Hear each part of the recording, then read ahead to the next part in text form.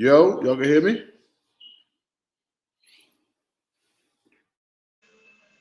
Loud and clear. Yeah, I hear you, bro.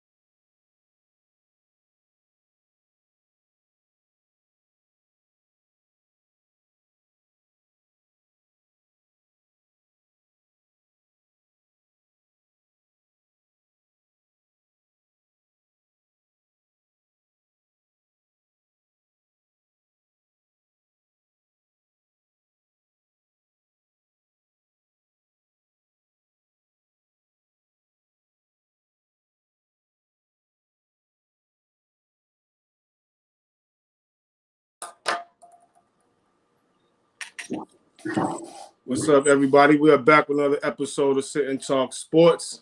I am your host, The Commish, coming to you live from Boston, Mass. You can find us on the web, Clubhouse, Twitter, Instagram, YouTube, all that Sit and Talk Sports. And live in the group, Sit and Talk Sports. Come check us out. Today we got a good show coming to y'all, man. We're going to keep it going. We got AD, we got Lou, we got Noah. We're going to bring y'all energy twice a week, Mondays and Wednesdays. So join in. Hit that link, subscribe, Sit and Talk Sports on YouTube. We need those subscriptions. Let's support the movement. What's up, fellas? What's going on, fellas? Brothers, I see my man Lou back safe in the States. I'm in the airport, man, trying to get back to Boston. You know. Hey, what's up with them Giants? What's up with them Giants, Noah? Straight to it, huh, DC? Let's talk about that. Let's just jump into that. What's up with them Giants? What's their record? Right now, we're struggling a little bit. Like I said, it's going to take a little bit of time for everything to come to cohesiveness. We lost Slayton. We lost Shepard.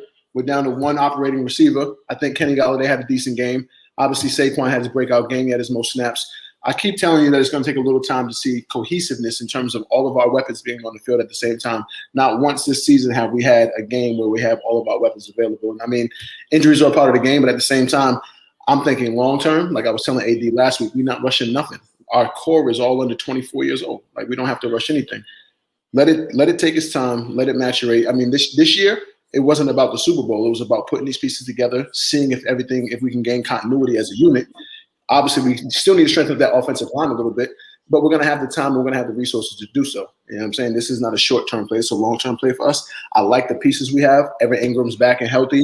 If we can get everybody healthy, get on that practice squad and start building chemistry, start building harmony as an offense, you'll see a different team. What you think, AD? I agree with you, Noah. With the what ifs and all this, if that happens. But all that's not happening right now, and y'all 0-3, and y'all ain't shit. So at the end of the day, straight to a high D. At the end of the day, it's about getting W's. It don't matter who's on the field. Next man up mentality, and y'all next man up mentality is Basuda. Fair. Judge right. But I do like what you're saying about your long term. Y'all definitely have a nice core that could be developed in the next 2 or 3 years. I definitely understand where you're coming from with that. But with that being said, organizations are not that patient anymore. Mm-hmm.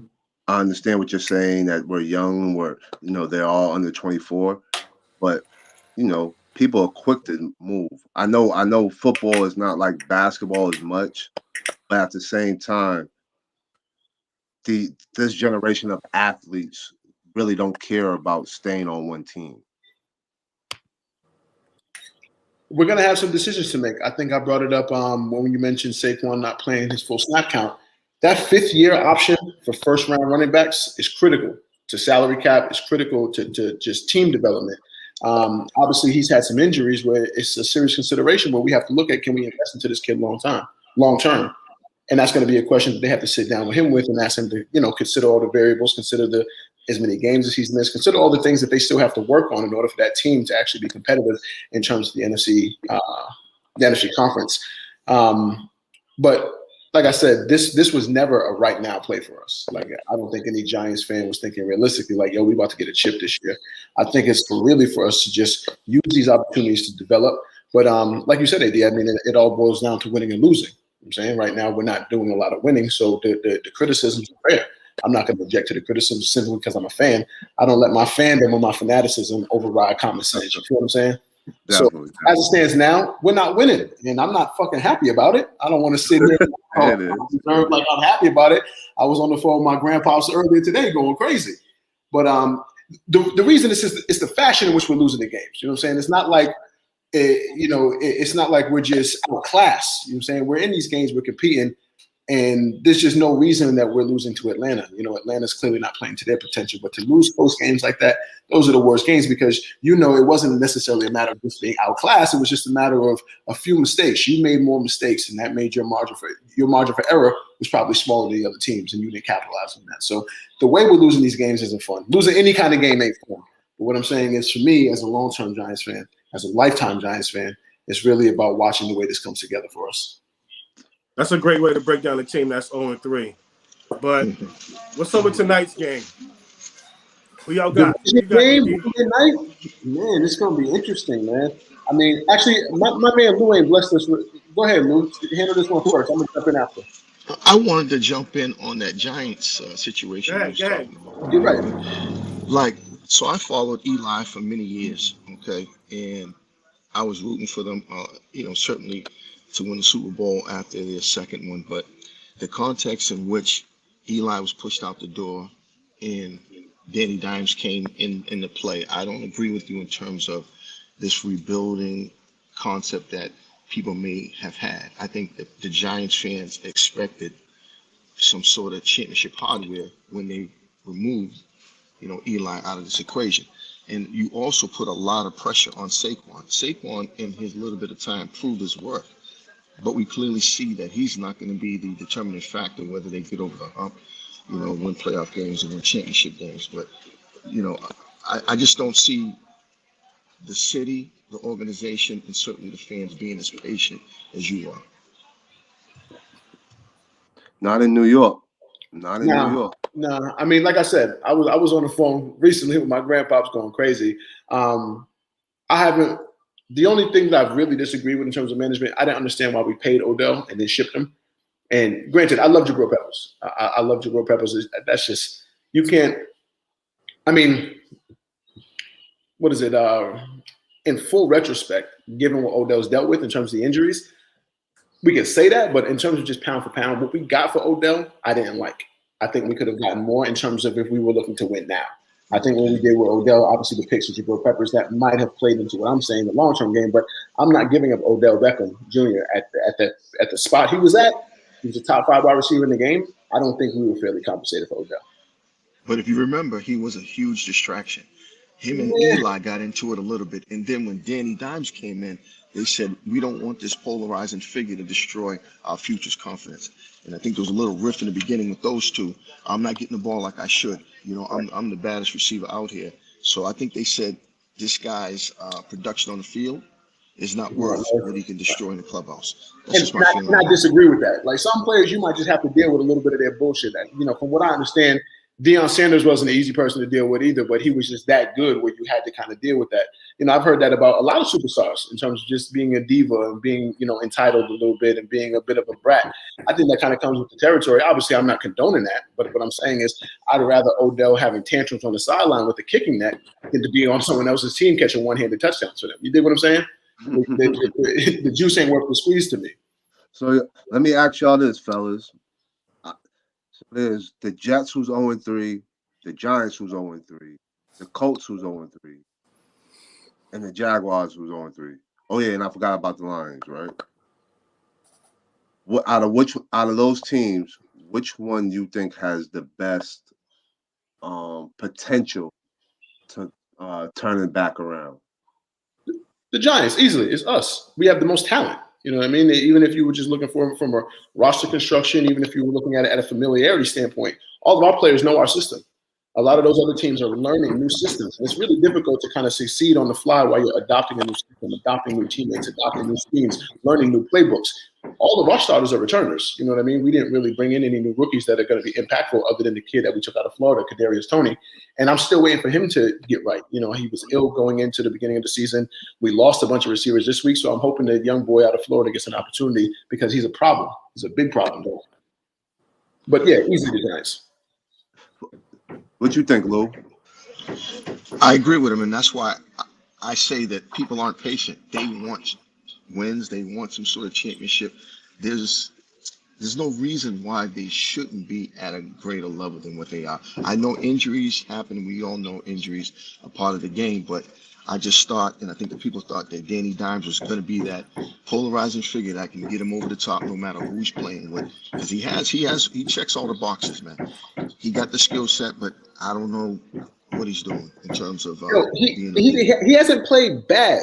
He hasn't played bad. But I actually think he plays good. I think he's actually playing well this year. He's mitigated a lot of the biggest issues that I had with him was the turnovers.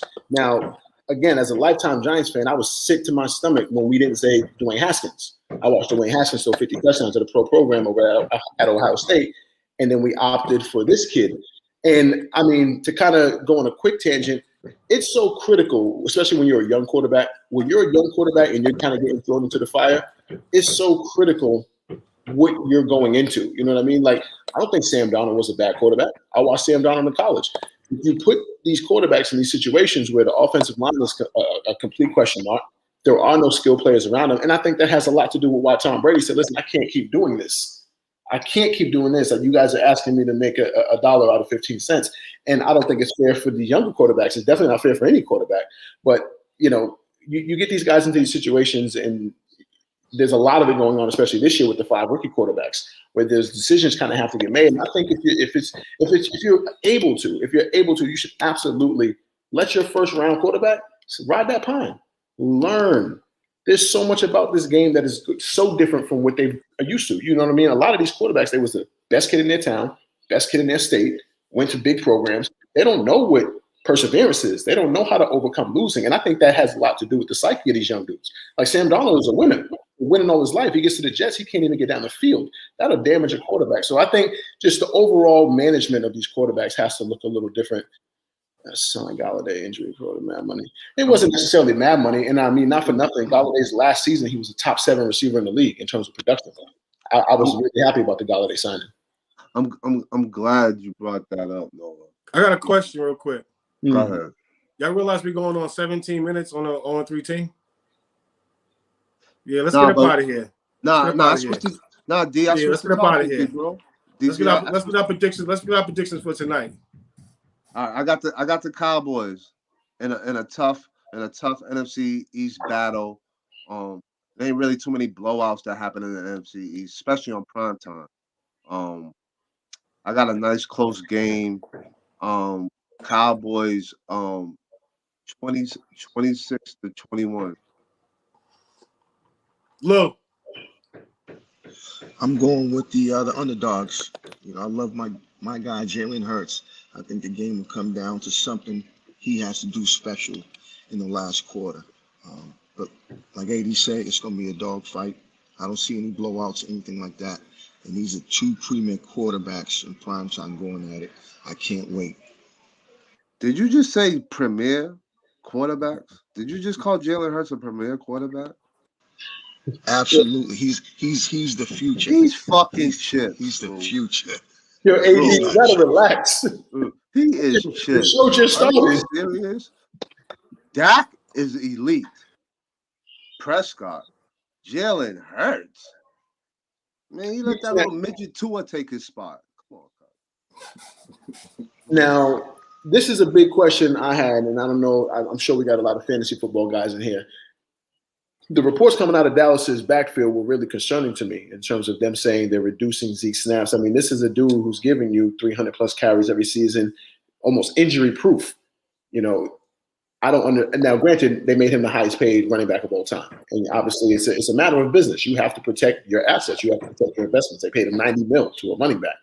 But I don't like how they're featuring Tony Pollard. I believe Tony Pollard out-touched Ezekiel Elliott last week. Now, that's no knock at Tony Pollard. Tony Pollard was good. But when you have a talent like Ezekiel Elliott, you're not playing your best football every time he's not on the field. And if you're doing this by design, where the majority of your run plays and you're letting your backup out-touch Ezekiel Elliott and he's fully healthy, I think that's a big either warning sign or either something's not right or I don't know what's going on, but you don't not feature Ezekiel Elliott. Not when he's probably been the most consistent running back in the league over the last 5 years. All that to say, I think Dallas did some small upgrades in terms of their defense, but there's glaring holes in that defense. You know what I mean? If they actually want to compete and actually live up to some of the standards and the expectations of the Dallas Cowboys, I don't know what it's going to take. I think it was a mistake paying all the money that they paid on offense. Amari Cooper got big money. Zeke got big money. And, of course, Dak held out and he got his paycheck. But when you pay that much money, there's a cap. You know what I'm saying? There's a salary cap in this game. And then you leave yourself so susceptible on defense. And you've already seen premier offenses. You lost to arguably one of the top 2 or 3 offenses in the league. So that shows you don't even have enough firepower to just rely solely on your offense. So something needs to happen. One of those contracts need to move, and they need to go ahead and strengthen up that defense so they can be a little more balanced so they're not expecting Dak to do everything because, I mean, not for nothing. What has Dak done in the playoffs? I don't think Dak has the resume for you to be like, okay, do everything. I don't think he's proven that to us yet. But in regards to tonight, I mean, they're playing in Dallas. I think it's going to be a little higher scoring than what AD said. I got the Cowboys winning 34-28. 34-28 Cowboys at home. You know, and another thing in regards to Zeke, we know what Zeke can do. Right now, I think it's best for the best interest of the team going forward in the playoffs. They need to give the load to somebody else. I don't care who it is, because we know what Zeke's going to do in the playoffs. And I think Jerry, along with coaching staff, they understand that they're going to need him later on. You know what I mean? So I don't think he needs that rhythm like you're referring to, Noah, that he should be getting the bulk of the snaps. It's sort of like the Saquon argument that you had. You know, work him into it, work him into the season, get the kinks out. He's completely healthy. And this is one of my fears. I don't know if he's healthy. I mean, he has no injury designations, and by rule, you have to report those. You can get fined if you don't report injury designations on these players in the NFL. So they're not reporting them, and I don't think Jerry Jones is just willingly tossing away money to save face. But moreover, when Mike McCarthy came over from Green Bay, Mike McCarthy already had the mantra of being a running back killer. You know, we've seen what he did with a decent running back talent in Green Bay. He's so pass oriented and he's so willing to feature these quarterbacks. I was nervous at the signing because Mike McCarthy does not feature that run game the way he's supposed to, regardless of the talent. And now we're seeing it manifest where you're fucking letting Ezekiel Elliott's backup out touch him when he's completely healthy. Again, when your best player is not on the field, you're not helping yourself. All that, like, and this is why I agree with AD. Fuck all that preserving shit. You know what I'm saying? I'm paying you $90 million. I need you on the field. You're completely healthy. You have absolutely no excuse to not be on that field. And I mean, I think if we could ask Zeke a gamer. Zeke been a gamer since high school. I'm sure he's not happy about his backup out touching him and he's completely healthy, scheme or no scheme. Zeke is one of the best catching running backs in the league. So it's not a matter of, oh, we was down and we had to pass the ball. Pass the fucking ball to Ezekiel Elliott. To add on to that, Noah, right? What you said earlier. You want me to tell you what they're doing to Zeke? That reminds me of that song that happened a few years ago. They're doing the Todd Gurley, to him. They're really doing the Todd Gurley to him. Right. Load managing. Right. And then, but he's healthy. But Todd like had you said, bad knees. But like you said, right? The mental toll is gonna have on you. Is gonna destroy you. You know what I mean? So then now they're gonna try to trade Zeke, right? And then his value is not gonna be as high as it was, right? Because y'all haven't you try to preserve him instead of. But I mean, value or no value, they still owe him 3 years on a $90 million. So right. they don't even get to dictate his value. His value is set in stone. Somebody's got to absorb that contract if they try to ship him, which is bad. If I was them, I'm shipping Amari Cooper. As much as I love Coop since Alabama, I'm shipping Amari because CeeDee Lamb has proven that he can be a wide receiver one. And then you got Gallup, who's currently injured, but you're paying Amari a lot of money. And right now, I don't think I would consider Amari Cooper to be a top 5 wide receiver, but he's being paid like one. And again, you have these gaping holes on your defense. Amari Cooper is definitely not a top 5 wide receiver. He's getting paid like that. Yeah, never has, never will be. Right. You know, but Noah, if you look at the past few games, something is wrong with Zeke. Zeke always eludes the first defender in his way. He's been getting tackled by single DBs. Something's wrong. I don't know if it's a turf toe. Like I said, he's not looking right. Bro. He's not looking right. I mean, they started. I'm a big fantasy football player, so I started doing my research on these dudes come OTAs. So I'm reading up on in April. They were saying in April that they're going to limit some of the touches for preservation. They want to preserve them. But moreover, Zeke came into camp down about 12 pounds. I don't know if you guys saw game 1 and have you seen that? Yeah. The brother looks lean. The brother looks dedicated to play this to play his position, and it's just not happening. Like you say, the mental part of being paid. He's the highest paid running back in the league, and he's getting outsnapped by his backup. That's not helpful. That's not helping him. That's not helping the team.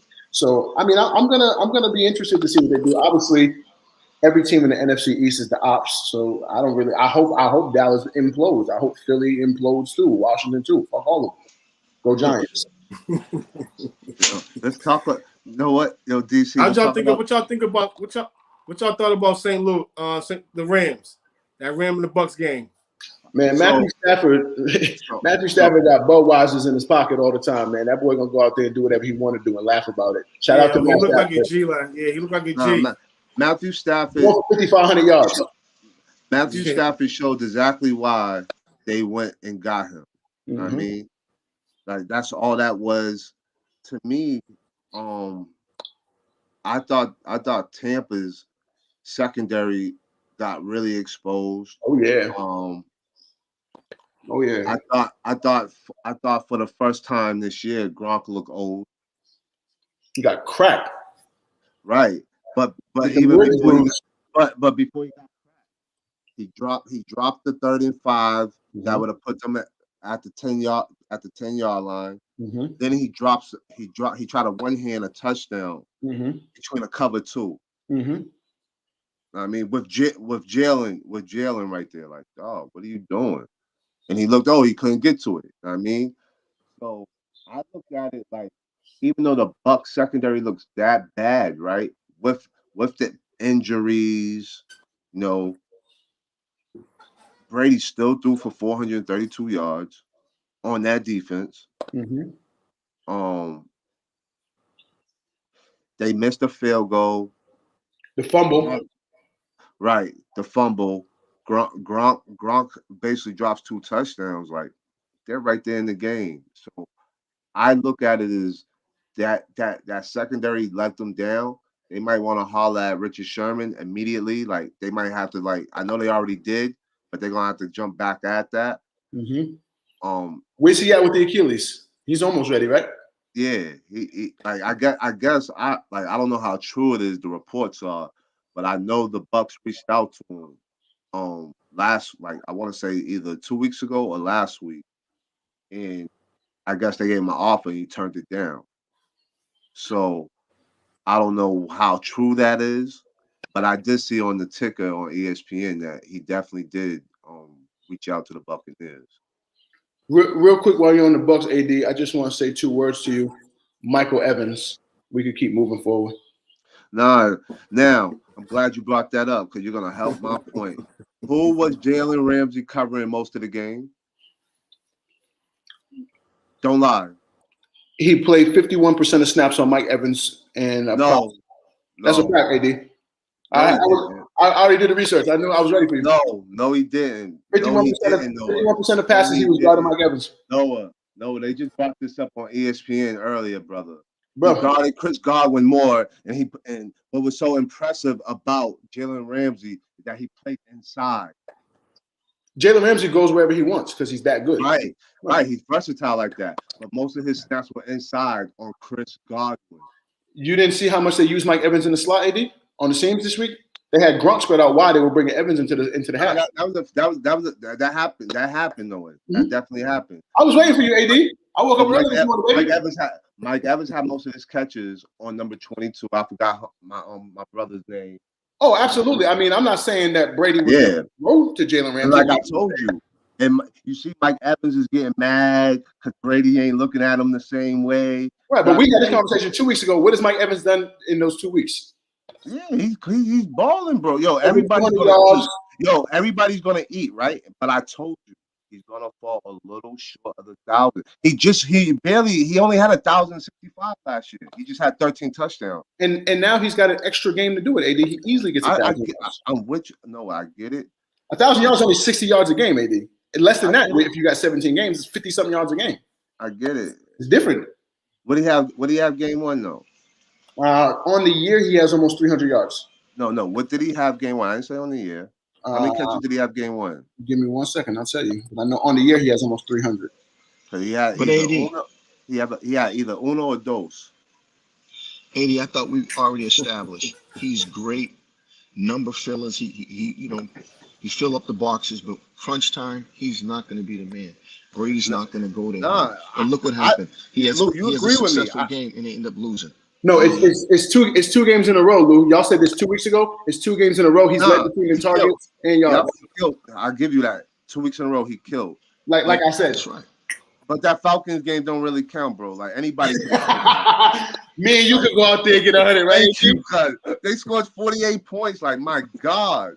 Like, Jesus. Brady's just buttering him up. You know what I'm saying? He's giving him his touches now. He don't complain later on. But a lot of people ain't talking about that though. Antonio Brown didn't play yesterday, and Brady threw for 423 yards against the number one passing defense in the league. And not for nothing, AD. This is our first time welcoming the good brother OJ Howard back, and he looked decent coming off that Achilles. He did. And I mean, I think you mentioned this in our first installment, AD. Tampa has 3 tight ends that anybody would love to have starting for them. Definitely. They got a 3-man rotation at tight end. They got the deepest receiving corps in the league. They're the best receiving corps in the league. I mean, I'm not letting this loss really bother me because, I mean, we know what Tom is about. If that game happened in January, there's no way it goes like that. This what it is, right? This what I got out of this game, right? As a week 3, the Rams are the best team in the NFL. After 3 games, they're the best team in the NFL right now. Oh yeah, Stafford. He's a The front so runner after right now 3 for games, the Rams MVP. are the best team. Yeah, Yeah, he's definitely that's a what I front got, runner as an DC. MVP. And then No question. in the NFC, DC, right? My top 3, the Bucks dropping my power ranking. Let me ask y'all a question. Let me twist it up real quick. After these 3 games, I know it's still early, but who's surprising you right now? What team? The Carolina. Rams. Carolina. Carolina? I didn't expect them to. First of all, I don't like that coach, Mark Rule. But I will give him props. Everywhere he goes, he changes it around. He changes the culture around. So I will give him that. I just don't like him. He just rubs me the wrong way. But I'm surprised Carolina's balling like that. Who's they played, AD? Good question. Nobody. Good question. But like I said, I had no expectations for Carolina. I really had them like going like 6-11. I mean, I think they 7-10. I didn't really have them. I had them being competitive, but at the end of the day, they suck. I mean, that's the end of the result. I sent my man a text at 7:30 on Thursday because he picked up Chuba Hubbard in our fantasy league, and I sent him the middle finger emoji because I called it. I said at 7:30 before the game, I said McCaffrey's going to get hurt. That's a good pickup. You grabbed his backup last week. He can't sustain that style. They're too reliant on him. He's proven now 2 years in a row that he can't maintain that workload. And the reason why he can't maintain that workload, and this is a point that I meant to bring up a while back, running backs aren't the same now, and I know we criticize it for being a passing league, but they've eliminated the fullback. There's no more fullback. So we're used to these smash mouth feature backs that are running this ball. But the reason they were able to do that, the reason we saw Emmitt Smith and those dudes doing that is because there was Mike Allstats. You know what I'm saying? There was fullbacks absorbing that first blow, preserving these running backs. So when it's become a passing league, we've literally lost the position. I mean, when's the last time somebody drafted a fullback? When's the last time you've seen a fullback work into like a scheme? There's no really. The 49ers, the highest paid fullback in the NFL. Right, Juszczyk? Yeah. Shout out to him with the big touchdown last night. Exactly. He's that dude for fullbacks. Yeah. I mean, like, and that's why they're the number 1 rushing team in the league over the last 3 seasons. Nah, Baltimore Ravens are, but good try. No. Over the last 3 seasons in San Francisco. Cumulatively, AD. San Francisco's number 2. Yes, sir.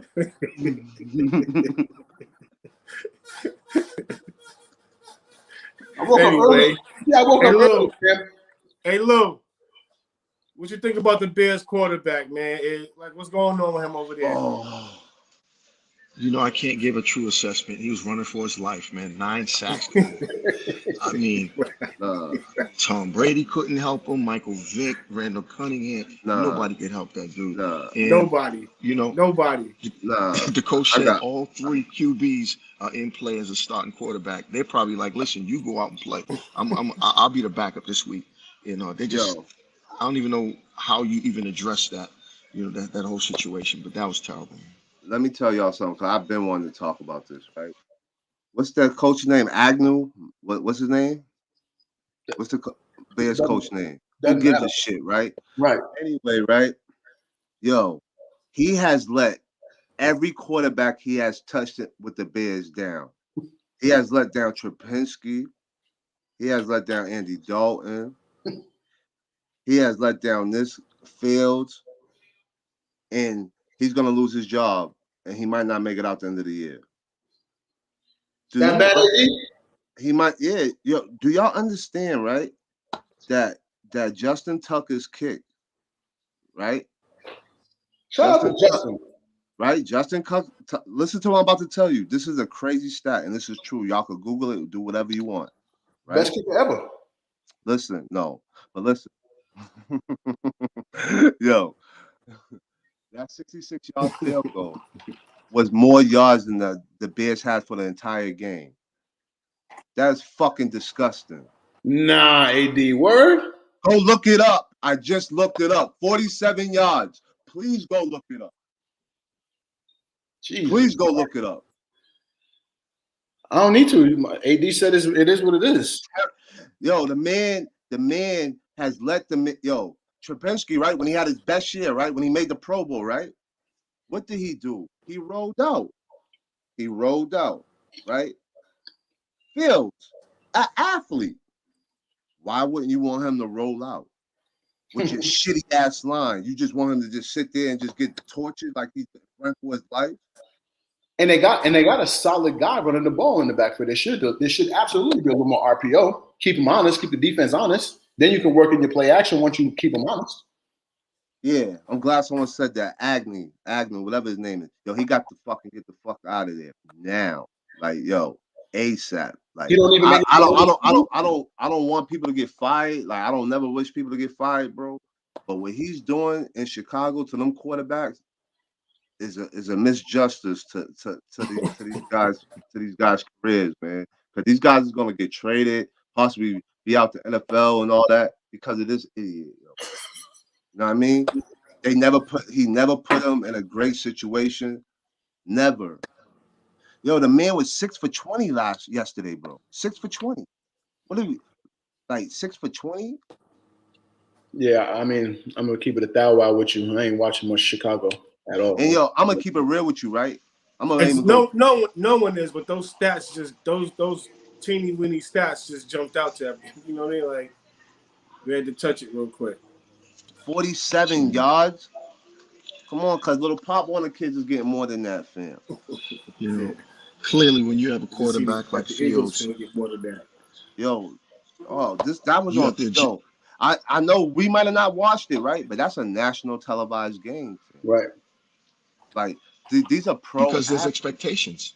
There's expectations that Chicago was going to do a little damage, and right. Obviously, Right. Fields, you know, he had a great preseason. He said the game was actually slower than college, you know. So we figured he was going to come in there and do his thing. But that goes, like you said, it goes on the coaching. They should have made in-game adjustments. He should have did a lot more RPOs where he do quick slant screens to get the juices flowing.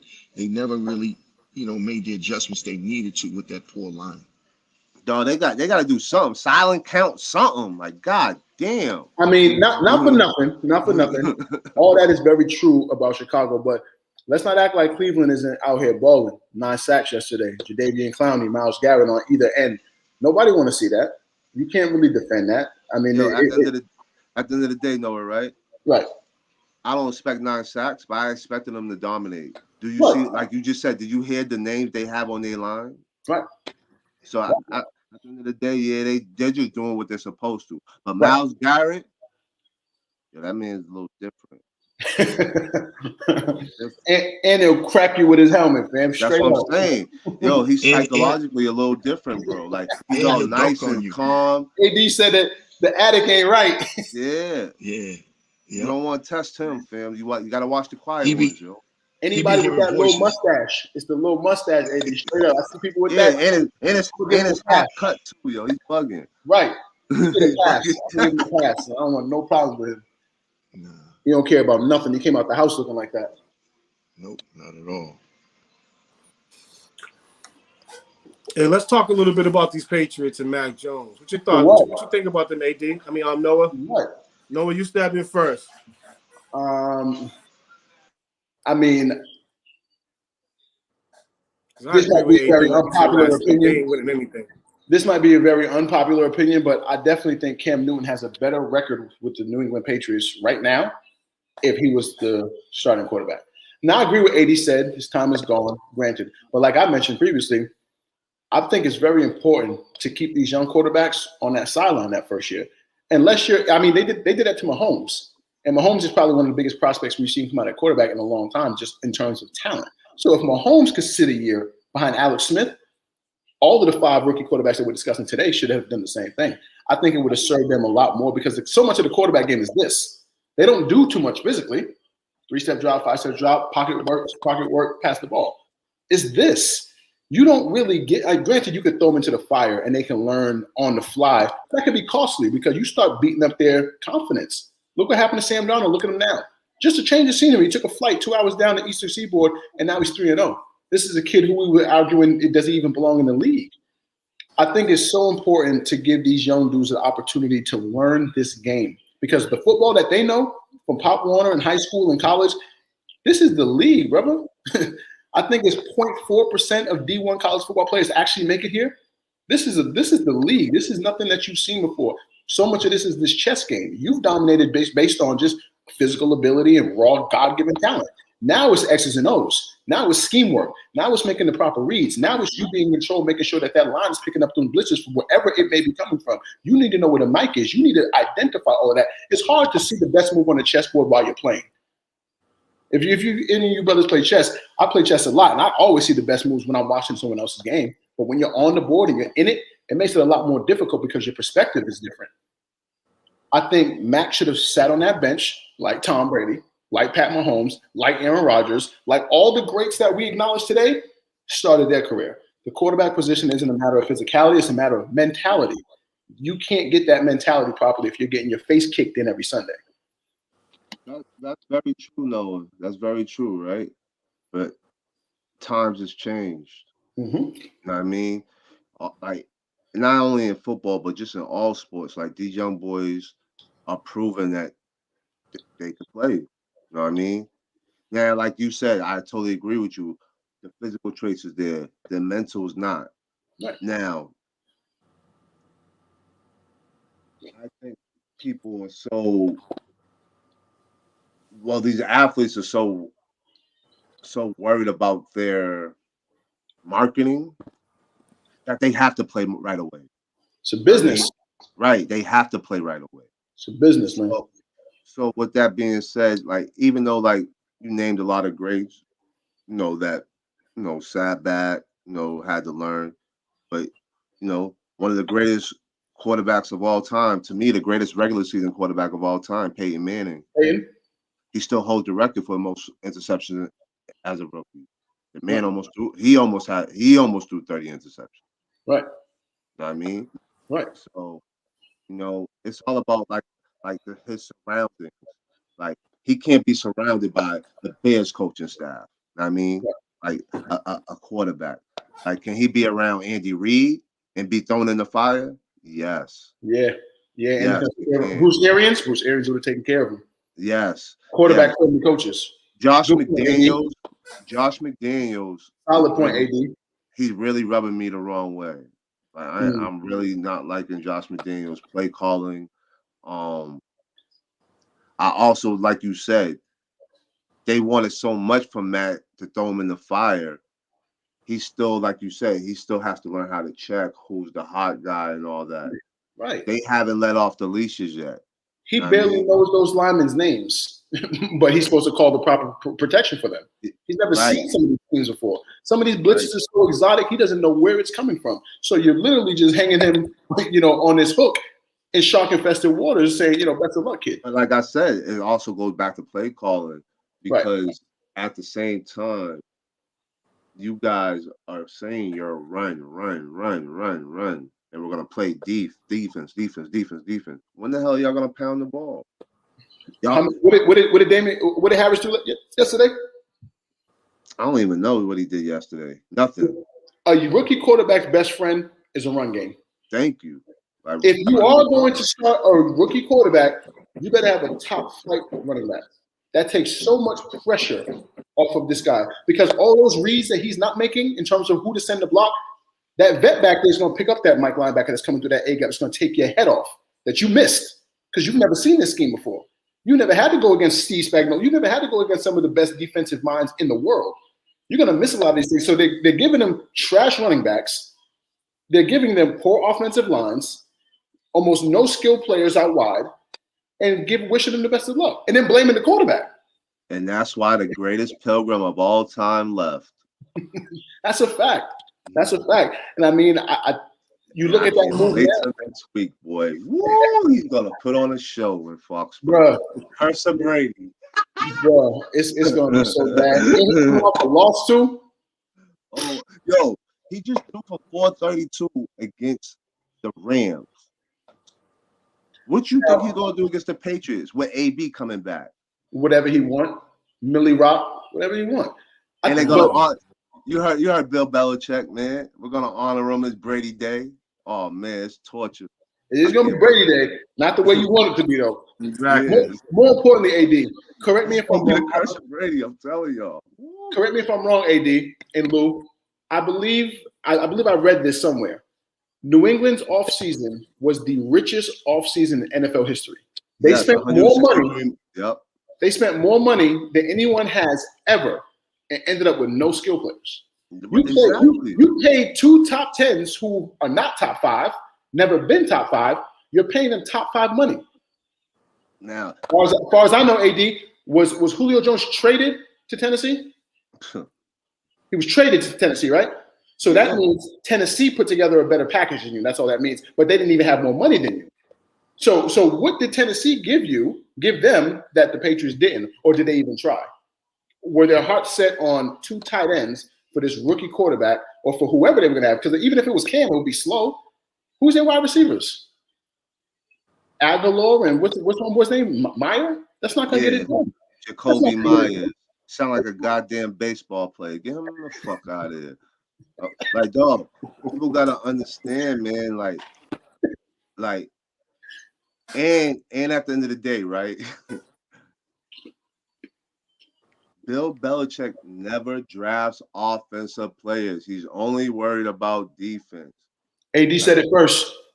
They tried. They drafted. What's the kid's name? Mikael Henry, like with a Harry, whatever the fuck his name is. He partied too much. He had my little homie party. You could have got DK Metcalf. Facts. You could have got my man Samuel from the 49ers. Shout out Debo. You know what I mean? Like, dog, what are you looking for? Defense. That's it, yo. I mean, he had Brady. You know, Brady can make it work. You know what I mean? I just gotta keep creating defenses. You know what I mean? The curse is up, baby. The jig is up. The jig is up. Well, Low. fellas, you Low. already know how. You already know how I feel, man. And this is like Groundhog Day all over. Every Sunday, Groundhog Day, seeing the same old that we've been talking about. And it's to the point I feel bad for Mac. I'm like a little embarrassed. I wish I could go pat him on the back. But now you got the head coach grabbing his hand like he's taking his child to preschool and walking him into class. I mean, this is what it's come down to. And you're talking about we're talking about the richest offseason in history. That was a panic move. You know what I'm saying? We all know the coach said, "Oh my God, this guy's beat me out. He won a championship over here. What can I do?" He finally empties, the bank, okay, instead of spending on himself. So with that being said, massages. you know what I mean? So he thought he was going to be able to come in here in the AFC and do some damage. So now it's all about damage control. But once again, like I told you before, he's already bought himself 3 years of cushion because it's going to be the same thing. We have a rookie quarterback. Be patient. He's got to let things gel. So as long as we stay in that mentality, everything is fine. He throws a couple dink and dunks. He's not trying to win the game, lose the game. But as you saw this week, once you put that pressure on him, and it's not a scheme he's familiar with, he reminded me, it was kind of reminiscent of Drew Bledsoe when he got happy feet, just throwing the ball anywhere. And it was, people like him to be great. And them rich ass tight ends ain't help his ass neither. Y'all gonna start disrespecting Drew Bledsoe like that, cuz I fuck with you. But I'm gonna say his style of play is more Drew Bledsoe-ish than, don't ever say Brady. But that's what it is, man. I feel bad for him at this point because I don't see anything changing no time soon. Nah, they got to get Josh McDaniels the fuck out of there. That weak ass corner, dog. Them plays is done. Like he has to expand that mind, yo. He has to expand that mind, yo. Like, right. They're so plain vanilla. It's not even funny, like because they have no talent. Right. You're gonna have a basic ass playbook when you got basic ass players. But like you just brought up, you spent $163 million this offseason. And how many offensive players you brought in? Aguilar, Hunter Henry, Jonnu Smith, who's throwing the ball into the defender's hands, by the way. Yeah. Don't even feature Hunter, the dude Hunter. He's nice too. Don't even feature him. Yeah. Yeah, I don't know what New England's doing. At least for my team, AD, I could say, I mean, we They ain't doing much. They're not doing much, Lou. They ain't doing Little much. baby. Yo, They right know As now, long as right? that coach, Yo, as right now, long as right? that coach is there, they'll We're never about to be, sniff a championship listen. again. we're about to What up, be, D? we're about to be over the first quarter of the season, basically, right? They're about to be 1-3. Oh, they're And the going to be schedule, 1-3. Absolutely. They're I about to be mean, 1-3, and it's going to be an ugly third loss. Ugly. yo, this man Brady's gonna look like the Messiah out there. Oh my God. Greatest pilgrim ever. Greatest pilgrim ever. Hey, Noah, What up, D? who's today's best running back Ooh. Best running back in the league right now. I mean, now? I think you'd be crazy as Easy hell to not question. say Derrick Henry. Yeah, the king. Shout out to I mean, that Yo, dude you heard what I looked said last. You heard what I said last Is he week. by far the best running back, though? like, see, the thing is, and this is what I mentioned last time we spoke about him. If they can really work him into the passing game, because back when he was at Alabama, I mean, the scouting report says soft hands for a big guy. Mhm. Last year, he had 19 catches. Through the first 2 weeks of the season, I didn't check what he caught yesterday, but for the first 2 weeks of the season, he had 10. So they're making it a point to get him that ball. Right. Like I mentioned to you, I played defense. The last thing you want to do as a defender is see someone 6'3", 240 pounds who runs a 4.4 with a full head of steam. You start featuring Derrick Henry in screens, and then your last hope is a safety. That safety's gonna have to make that business decision. Safety can't tackle Derrick Henry one-on-one. He's gonna get embarrassed. You start putting Derrick Henry in space and letting him get 4 or 5 steps into his stride before you even have a shot to tackle him. I mean, I think he's the best right now, and he's not even a full threat in the pass game, just rushing the ball. You got to think about this, D. I've been playing football a long time. I've been watching football a long time. Never have I ever seen a team be down 2 scores in the second half and say, fuck it, we won anyway. He's that good. He's our best shot at coming back from 2 scores down in the second half.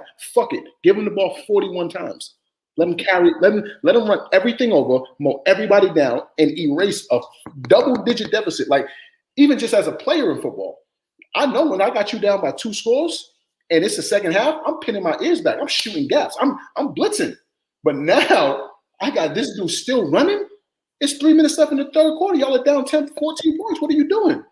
Now that's how good he is. When your offensive coordinator can say, fuck the two touchdown deficit, run it again, and then erase it and then win the game. I mean, I don't think there's another running back in this league that any offensive coordinator will feel comfortable saying that. Fuck the 14-point deficit, run it anyway. Yo, like I said last week, fellas, he's the only running back ever. 2000 in high school, 2000 in college, and 2000 in the NFL. And he might get 2000 again this year. And now, right now, Lou, to bring up your point, Noah, that you brought up about him catching the ball. Did y'all see what he did to Leonard? Did y'all see that? That's one of the best linebackers in the NFL. He trucked, yo, sent him 5 yards off the screen. He got 6'2". Like, Noah, you play football, you know what I mean? DC, you play football. You know what I mean? I'm making that business decision, right? Never mind hitting low. I'm hitting him in his shins. Literally. And and the crazy shit is, AD, you still probably gonna get hurt. Exactly. You gonna get hurt trying to hit him. Let me get loose tape. Well, absolutely. There's nothing to refute with these guys.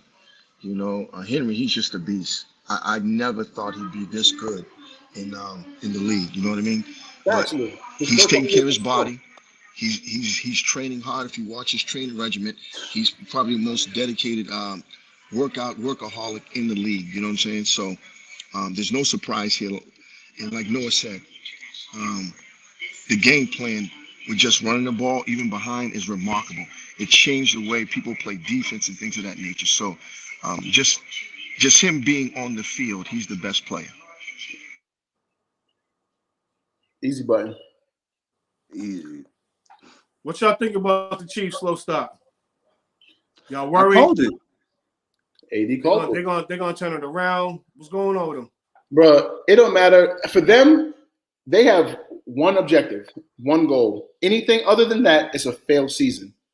Right now, doesn't matter to them. And I think that can be dangerous, like AD said. When you develop that lackadaisical kind of mindset and you lose that killer instinct, that's why they're losing these games. It's not that they're not good enough. It's not that they've lost their touch. They still got fucking Money Mahomes. They still got all the pieces that they have.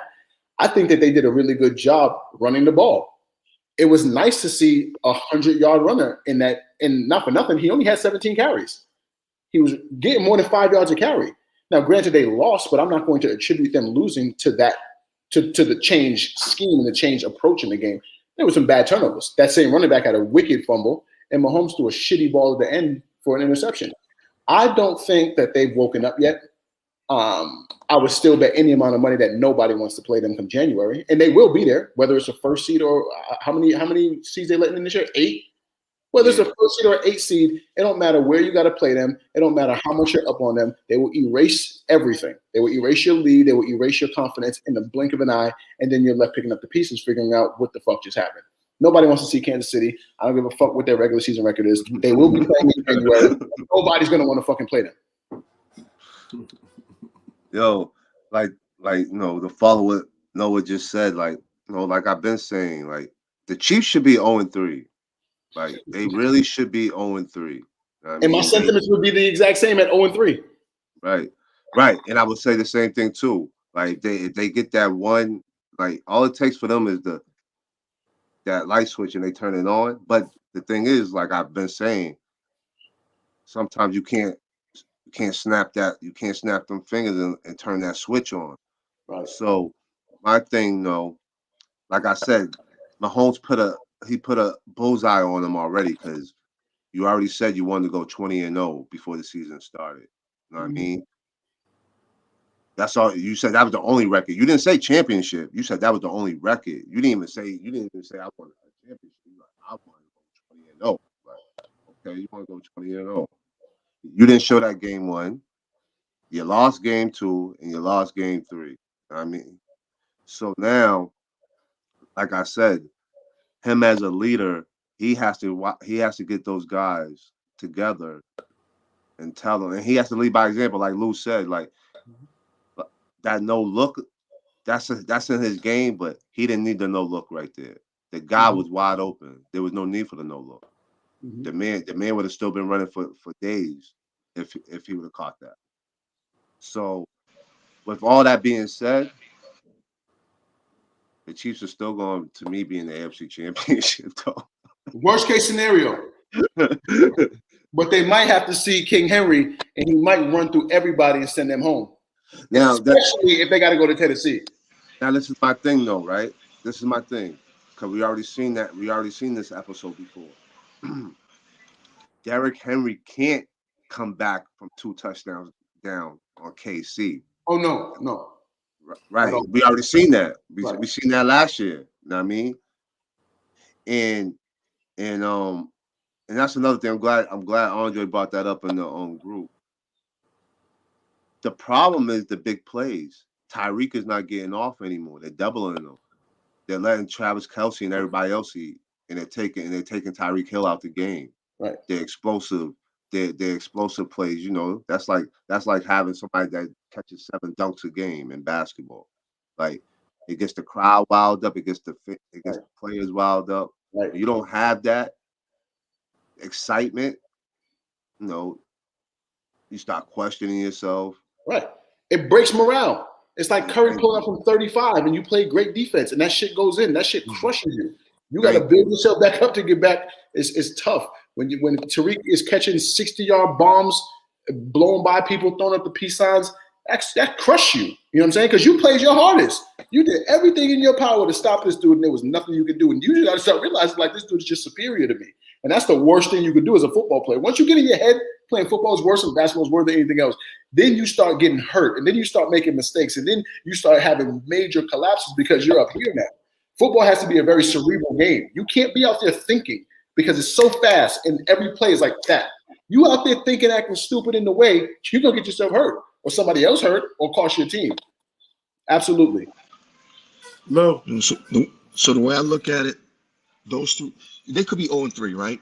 But they would be good losses. So those 2 losses, I have no concerns at all. We have to realize this is like any other team that's when they play that powerhouse, they're giving their A effort.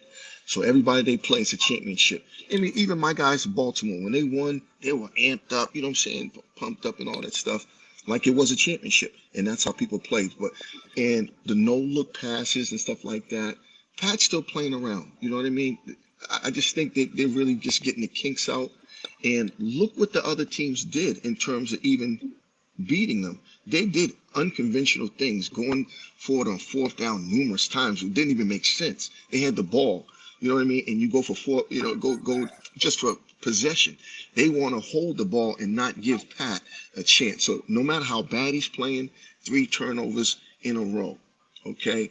It doesn't matter. People still definitely afraid of this team. This team's going to be there at the end.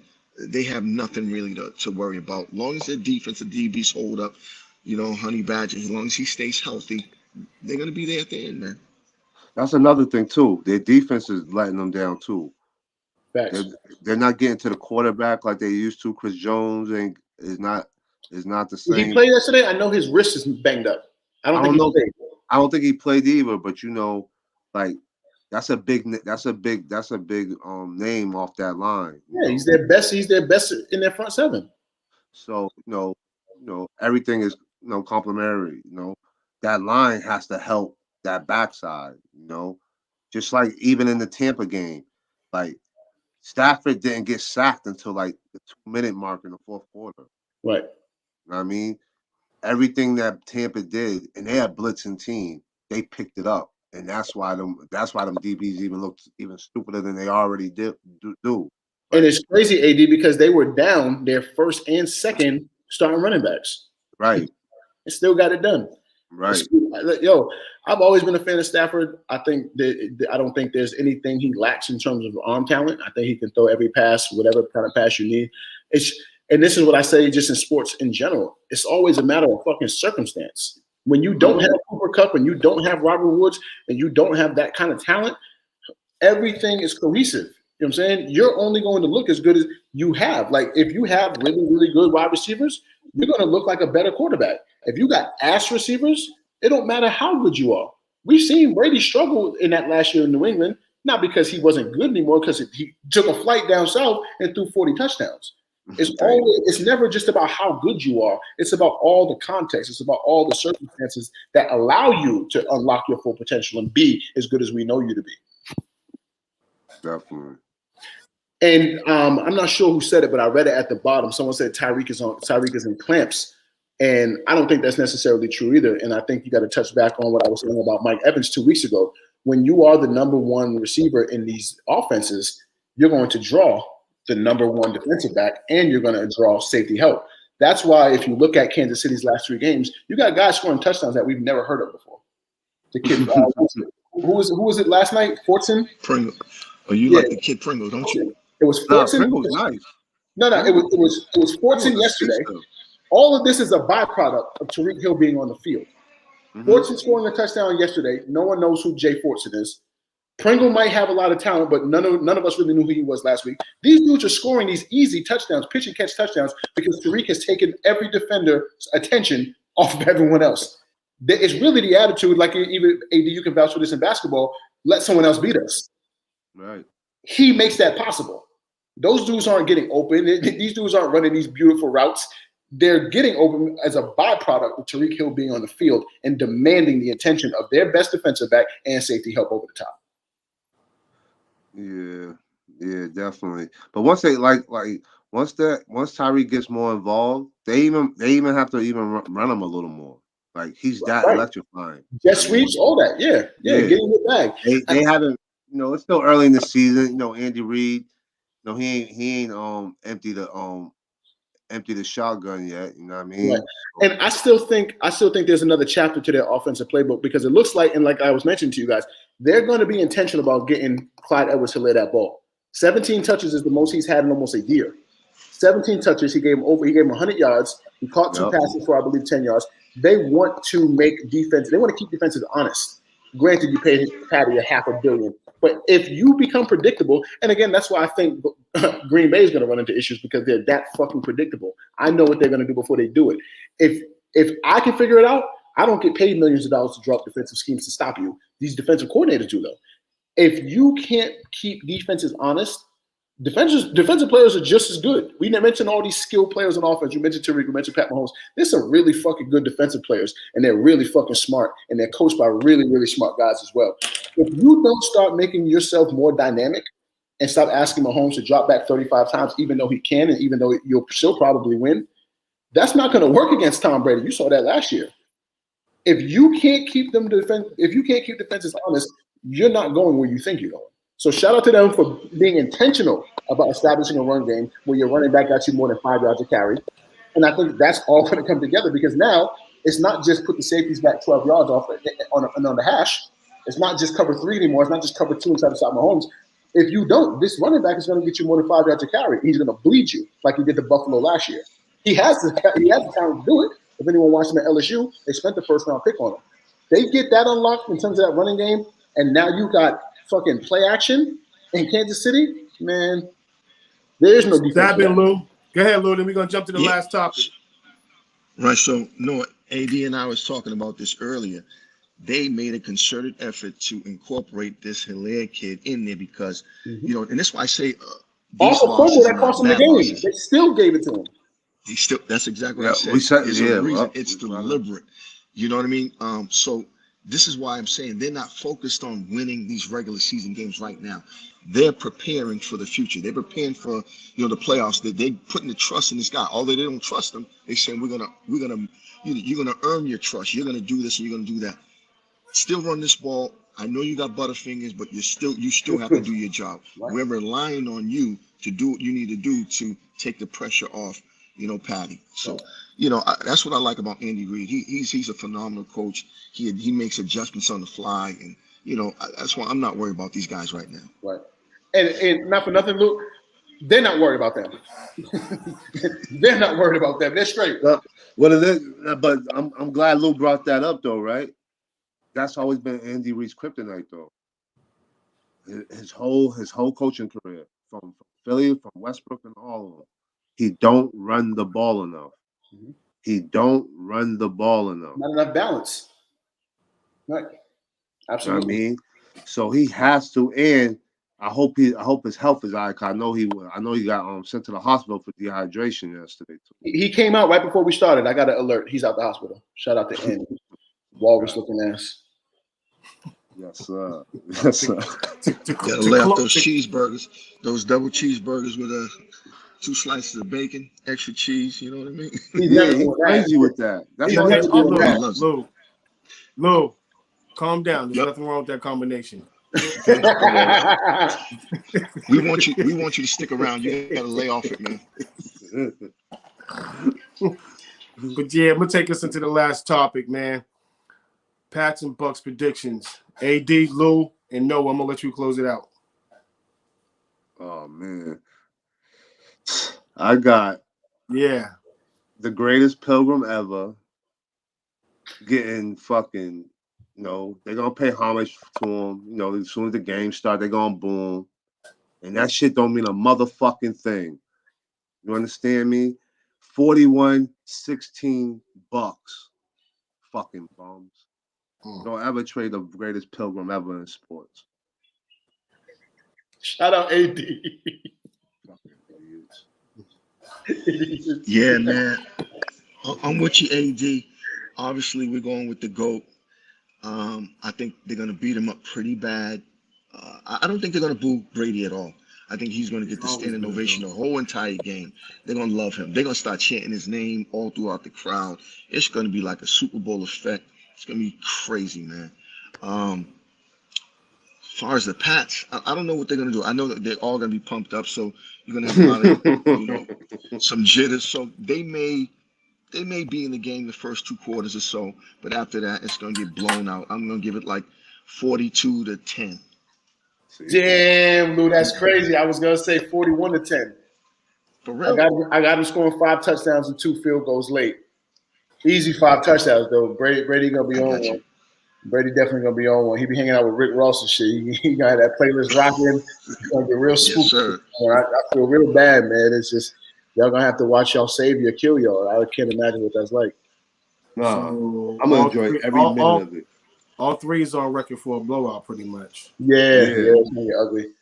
And I I can't mean, wait. you see, I let me can't go on wait. record saying this too. I won't be surprised if it's a shutout. Won't be surprised if it's a shutout.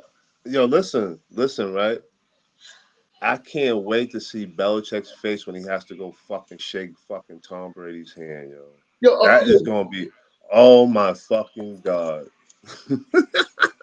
y'all heard what Tom Brady's trainer was saying about Belichick? Yeah, he fucking slayed them, yo. Yeah, He fucking slayed them. Nigga say he need to adapt to times. yeah. He said, and this was interesting to me. What is his trainer's name? Gutierrez, Guerrero, Alex Guerrero. Alex Guerrero. Guerrero. Yeah, he said, despite Tom being 40, Bill was still treating him like he was 20. Yeah, yo, I couldn't That believe that matters. shit. I'm like, what? Now, like I get it because I've had coaches my whole life. I speak to my coaches to this day, and I mean, real good coaches take us in as young men, like damn near father figures, somewhat. But that's really interesting to me because that clearly had to play a part in him being like, I'm out of here. If you're not being respected as a man, and you feel like your colleague essentially is little man in you, and you 40 years old with 3 kids and a wife. I can't let that slide for too long. You feel what I'm saying? Like it might have even been deeper than X's and O's and lack of talent. Like I don't even feel like I'm being respected as a man. Fuck a quarterback, fuck a football player, fuck an employee. Like as a man, I'm 40 fucking years old. This man treating me like I'm 20. Can't do that. So Noah, early in the week we had a thread about Alex Guerrero and his credibility, and I just want to give a little context about who he is. And I don't know if like the younger guys know who this guy is. He came to the Patriots via Willie McGinnis. You guys know about Willie. Yep. Willie's not just a football player. Shout out He's a Willie. big powerhouse in California. So Alex was around him in high school at that Polytech school that produced a lot of The whole NFL. league. That's right. So Alex came, to the Patriots via Willie. Willie kind of groomed Brady back in the early days when Brady used to hang out at the clubs in Quincy and stuff like that. So those two formed a good relationship. With that relationship, Alex was able to get into all the other players' personal lives in their conditioning. And I don't know, a lot of you guys don't know that, it got to the point that the Patriots staff, the medical staff, was not seeing any of the players. Alex had them all at his facility. Right. And, so by him saying these things, by Alex saying these derogatory things, they're just not coming from Alex. They're coming from all these players through that 20-year span that's come in and received that personal treatment from Alex. You know what I'm saying? So it's a bad look for the head coach, man, and I just feel bad. And he's reliving this every day. You know what I'm saying? So it's going to be paramount come this week. He might stroke out. He might be the next one getting carted off, going to MGH, man, for some, I don't know, dehydration or something. Watch out for that. Yo, Lou, real quick, last point, DC, if we could. Lou, that's really interesting because I know who he is. I didn't know the origins of where he came from and what he's about. But do you think other teams start emulating him? Because clearly, I know what I do know about him is he has a more vegan-based, more a more holistic approach to medicine and sports. And So if we all give- these players are finding better results with him, do you think the NFL starts adopting different approaches instead of just conventional doctors and medical professionals? Because it's clearly working. If that many of the Patriots are at this dude's office, that the medical staff from the New England Patriots isn't helping their players, that matters. You feel what I'm saying? So once again, this is a big background. You have to know a lot of it. So that the team wants control over the player. That's why the team has a team doctor and things of that nature. Okay, so they can get the inside scoop of what these guys are doing, and they want to know, like when they say Bill's getting rid of somebody because he knows he's injured, sort of like the Lloyd Malloy story. He hurt his shoulder and he got rid of him, sent him to Buffalo. People didn't know he had a major injury, but the team doctor let him know. So with that being said, teams want to have control, and if Alex is doing that, that's bad for the organizations. They don't want Alex in the organization because now they're in the dark about what a player's, potential injuries are and things of that nature. So, and then we also give Tom a lot of credit for all his pliability and stuff like that. That is completely Alex. Alex is the one who changed his life. Alex is the one who's preserving his career. So a lot of people are going to that same style of training and nutrition and things of that nature. So, Right. you know, I got to give the dude credit. He had a checkered pass, you know what I mean? But who doesn't? But his results are proven. Even there's a couple players, you know, that, you know, I won't even mention. You know, of course, I have some sources and things of that nature. But the key is that a lot of these guys are not talking about it right now because they don't know the coach's future with the organization. So imagine a former player going back, you know, they go back game day and reap all the benefits and things of that nature. They cannot come out and say something derogatory right now because they won't be able to go back to the games on any capacity and things of that nature. Good point, Lou. Good Yeah, point. Lou. Appreciate the Let me- knowledge, Lou. Real. Yo, let me piggyback off that. Let me add something to that though. Noah, there's no way teams will ever adapt that philosophy of having a man like him take over. Just think about it. They're taking money from the organization. You know what I mean? They would never let that happen. It's kind of like if you want to compare it to basketball, Rich Paul. Like, yo, they're refusing to give Rich Paul all that money, like all the power. Like Rich Paul wanted it all. You know what I mean? He's coming for it. He's hungry. I ain't mad at him either, but they're not giving it to him. They're not gonna give him all that power, yo. They're Fair not. points. Fair points. Fellas, man, I appreciate you the guys, knowledge. fellas. Those are some great points, man. Lou, you hit that on the nose. Noah, AD, Lou, I appreciate you guys, man. Thanks for coming Appreciate out. you too, bro. Y'all are very much appreciated, man. Thank Guys, you. run up on me, talk to me about you guys, the way you guys kick it. Like, and there's some guys that want to join and come join the panel, man. Talk with y'all. Yeah, man. They clearly see y'all know y'all shit, and they want to join the conversation, which is good. As always, So, you know, we appreciate the invite. We glad to be here, man. We appreciate being here. Yes, we are. all Yeah, day. So blessed. let's keep it going, man. Let's keep it going, man. I appreciate y'all. Let's subscribe to Sit and Talk Sports on YouTube. Yes, sir. Let's follow us on Clubhouse, Twitter, Instagram, Facebook, all the major social media platforms, man. We are Sit and Talk Sports.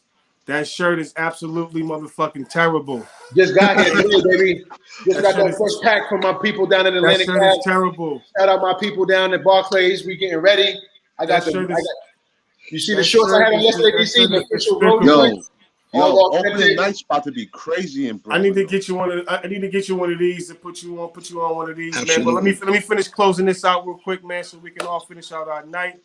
I appreciate y'all, man. Like I said, go follow us on Sit and Talk Sports, all the social media platforms. Definitely subscribe, like or dislike. Give us a comment, positive, negative, whatever, man. We take it all. Appreciate Yes, sir. y'all. Thanks. All right, fellas. All right, fellas.